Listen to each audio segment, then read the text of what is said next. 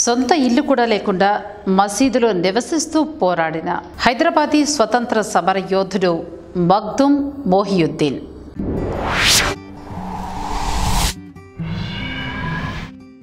ఇరానీ చాయ్, biryani, tank bund, ఇలా హైదరాబాద్ను వివరించాలి అంటే చాలా సులభం.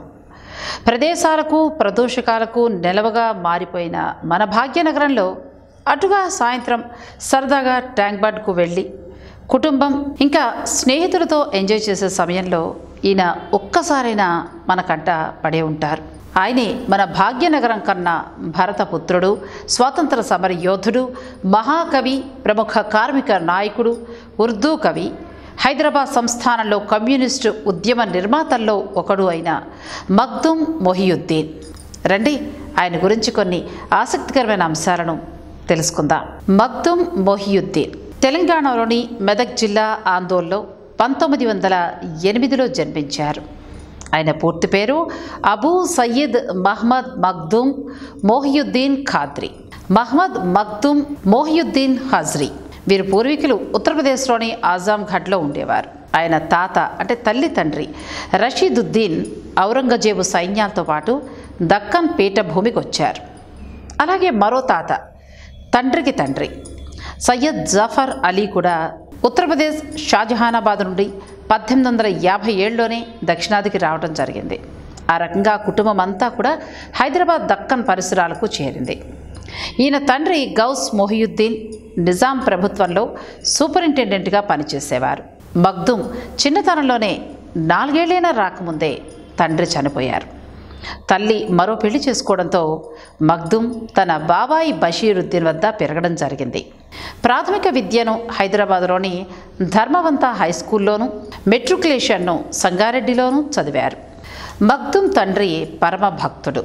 అతని తల్లి భర్త మరణానంతరం ఆమె వేరే వివాహం చేసుకుంది. పెనతండ్రి బషీరుద్దీన్ పెంచడం జరిగింది. 1929లో ఉస్మానియా విశ్వవిద్యాలయంలో చేరారు. పెనతండ్రి కొడుకు నిజాముద్దీన్ మగ్దుమ్ను వెన్నంటి ఉన్నాడు. పెనతండ్రి బషీరుద్దీన్ పెంపకంలో మగ్దుమ్ సూఫీ మత సంప్రదాయంలో క్రమశిక్షణగా పెరగడం జరిగింది. బతకడానికి పెయింటింగ్స్, సినిమా తారల ఫోటోలు అమ్మడం జరిగింది. ట్యూషన్లు చెప్పారు, పత్రికల్లో పనిచేశారు. ఆయన రాసిన గోధే ప్రేమ లేఖలు మక్తాబా అనే స్థానిక ఉర్దూ పత్రిక వచ్చేసింది. ఆ పత్రిక సంపాదకుడు అబ్దుల్ ఖాదర్ సర్వరి తర్వాతి కాలంలో కశ్మీర్ వెళ్ళిపోయి అక్కడ ఉర్దూ ప్రొఫెసర్గా పనిచేశారు. ఉస్మానియా యూనివర్సిటీలో మగ్దుమ్ 1934 నుంచి 37 వరకు హాస్టల్లో ఉండేవారు. అక్కడ తన తొలి కవిత టూర్ 1934లో రచించారు. మగ్దుమ్ కవిగా, నాటక రచయితగా, నటుడిగా ప్రసిద్ధుడయ్యారు. 1934లో బెర్నాడ్ షా నాటకానికి హోష్ కే నా ఖూన్ అనే ఉర్దూ అనుసరణ రాసి హైదరాబాదులో రవీంద్రనాథ్ ఠాగూర్ సమక్షంలో ప్రదర్శించారు. గురుదేవులు ఆ నాటకం చూసే ఆనందం పట్టలేక నాటక ప్రదర్శన అయిపోగానే స్టేజ్ పైకి వెళ్ళి మగ్దుమ్ని అభినందించి తన శాంతినికేతన్కు వచ్చి చదువుకోవాల్సిందిగా ఆహ్వానించడం జరిగింది. మగ్దుమ్ మర్షదే కామిల్ అనే మరో నాటకం రాయటం జరిగింది. 1937లో మగ్దుమ్ తన 29వ ఏట MA డిగ్రీ తీసుకున్నారు. ఉర్దూ నాటకంపై ఒక పరిశోధన పత్రాన్ని కూడా రాశారు. హైకోర్టు పక్కన గల సిటీ కాలేజీలో అధ్యాపకుడిగా ఉద్యోగం కూడా దొరికింది. కమ్యూనిస్టు రహస్య పత్రిక నేషనల్ ఫ్రంట్ సంపాదించి చదివేవారు.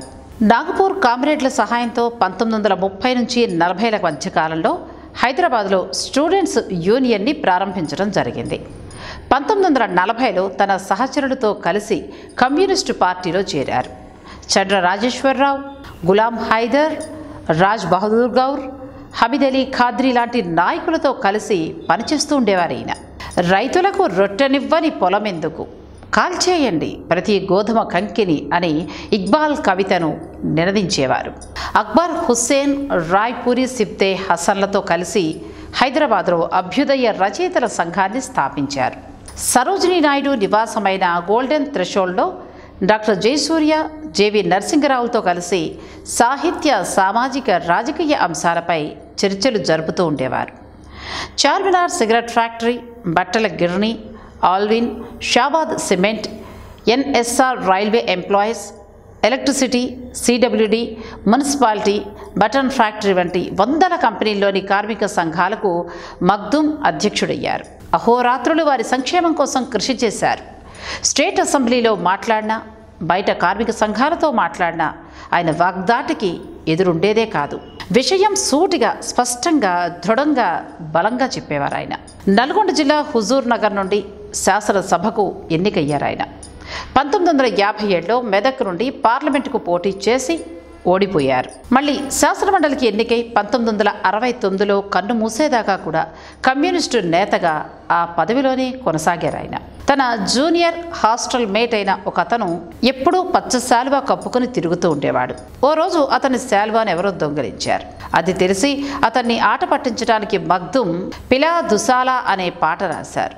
హాస్యోక్తులు చిందిస్తూ లయబద్ధంగా సాగే ఆ పాట హైదరాబాద్ విద్యార్థి లోకంలో ఎంతో ప్రాచుర్యం పొందింది. ఎప్పుడూ నవ్వుతూ, నవ్విస్తూ, సరదాగా, మంచి స్నేహితుల్లా ఉండే మగ్దుమ్ విద్యార్థులందరికీ ఆత్మీయుడిగా ఉండేవారు. హైదరాబాద్ రాష్ట్ర అసెంబ్లీలో బూర్గుల రామకృష్ణారావు గారు ముఖ్యమంత్రిగా ఉన్నప్పుడు పూల్చంద్ గాంధీ ఆరోగ్య శాఖ మంత్రి. అసెంబ్లీలో ప్రతిపక్ష నాయకుడైన మగ్దుమ్ ఆ శాఖలోని అవకతవకలు ఎత్తి చూపుతూ పూల్చంద్ కాంటే బహుత్, పువ్వులు కొంచెం ముళ్ళేమో ఎక్కువ అనే చలోక్తిని విసిరారు.